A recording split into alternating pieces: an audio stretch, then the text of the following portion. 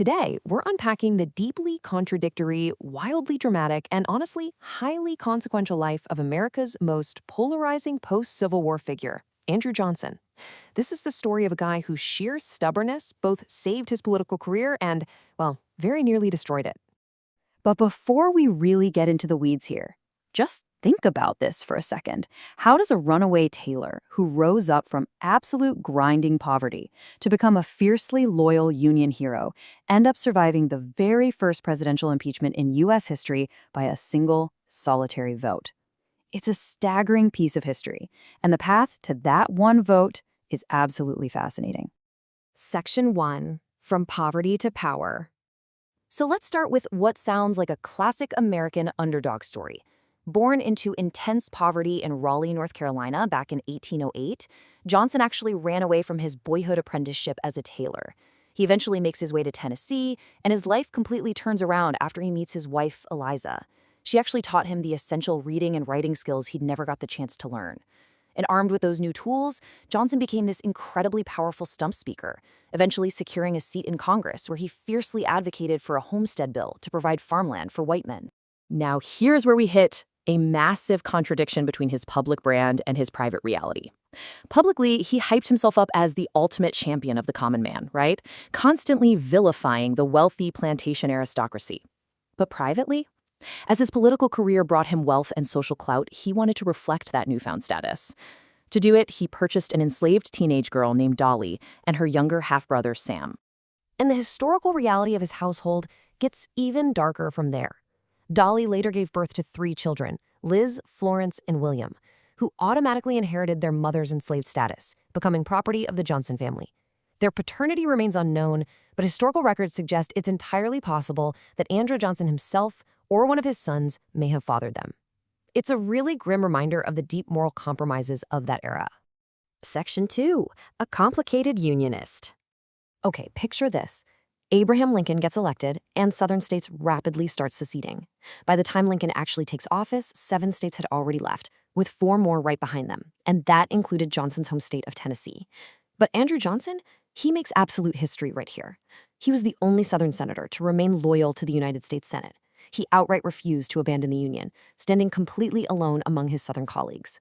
President Lincoln obviously recognizes this incredible loyalty, so he appoints Johnson as the military governor of Tennessee in 1862. And it's in this role that Johnson starts supporting emancipation. But, and this is a really crucial point to take away, he didn't do it because he supported racial equality, not at all. He did it purely for military expediency. He just wanted to end the war and cripple the Confederacy. To prove this stance, he freed his own enslaved individuals in 1863 and then boldly ordered total emancipation in Tennessee the very next year. So this highly strategic, fiercely loyal stance, it made him the absolute perfect political choice for President Lincoln's re-election campaign. Lincoln desperately wanted a unity ticket to prove he was committed to preserving the whole Union. So the Republican Party nominates Johnson, a Southerner and a Democrat, to be vice president. Section 3. The Accidental President. Then, tragedy strikes. President Lincoln's sudden assassination thrusts Andrew Johnson directly into the Oval Office.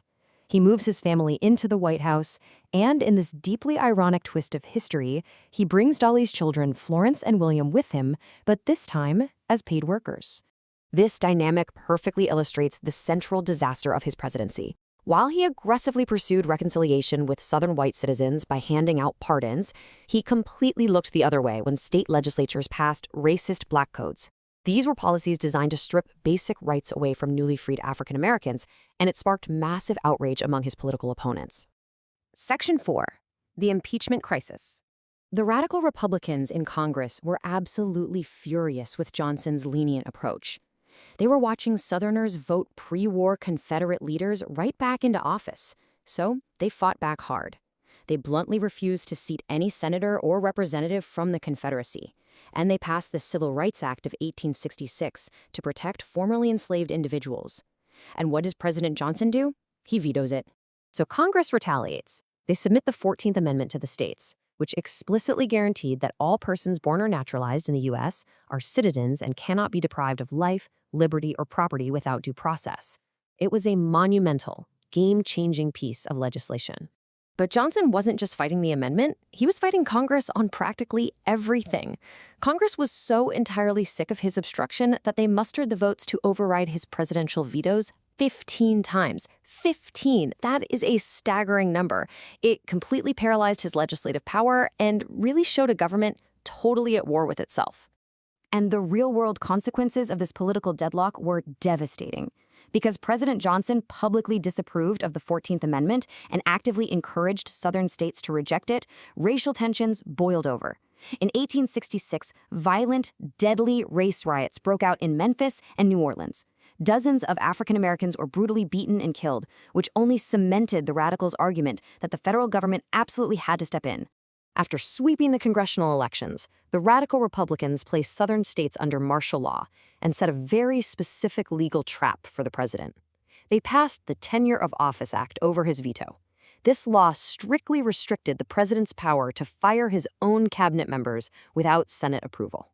Let's track how fast this climax actually happened. In 1867, Congress overrides the veto on the Tenure of Office Act. Then, in February 1868, Johnson takes the bait. He fires Secretary of War Edwin M. Stanton without Senate approval. Boom! The House of Representatives immediately explodes into action, voting to impeach Johnson on 11 separate articles. By the spring of 1868, the President of the United States is officially on trial in the Senate. And it all comes down to this number. In a breathtaking climax of American political history, the Senate votes on 3 of those impeachment articles. They needed a 2/3 majority to convict and remove him from office. On all 3 articles, they failed, by exactly 1 single vote. Andrew Johnson survived, but his presidency was effectively shattered. Section 5. A bitter vindication. In what has to be one of the ultimate bitter vindications in political history, the citizens of Tennessee actually elected Andrew Johnson back to the United States Senate in 1875. He literally walked back into the very same chamber that had almost ousted him from the presidency just a few years prior. But the comeback was incredibly brief. He tragically died from a stroke in July 1875, just months after taking office.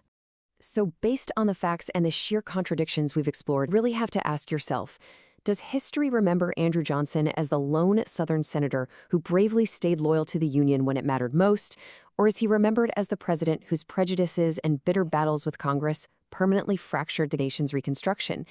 It's a heavy question, and understanding both sides of this complicated guy is absolutely essential to understanding American history. Thanks for joining me today, and keep questioning the past.